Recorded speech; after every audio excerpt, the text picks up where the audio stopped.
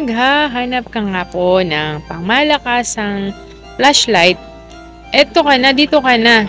Ikakabit lang sa ulo to, guys. Ang ganda, headlamp. Napakaliwanag nito.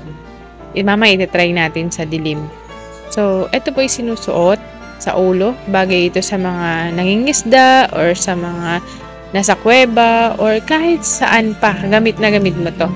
Hindi mo lang kailangang hawakan kasi kakabit mo lang sa ulo mo. And then, pipindutin mo lang po yan. Ayan. Mamimili ka lang kung ano yung brightness na gusto mo. Meron din pala itong blinking light. Blinking red light. Ang pinaka nagustuhan ko nga dito, i-charge mo lang siya sa Type-C charger. Hindi mo kailangan bumili ng baterya. So, ito na nga guys, madilim dito. Pero tignan nyo naman, dahil binuksan ko, napakaliwanag po. Ayan. Sobrang dilim niyan. Ayan, pagka walang ilaw, madilim. Pero dahil binuksan ko tong headlamp ko, tingnan nyo naman, napakaliwanag. Kitang-kita po. So, kung gusto nyo po magkaroon nito, check nyo po yung yellow basket at mag-check out na guys. Napakaliwanag nito.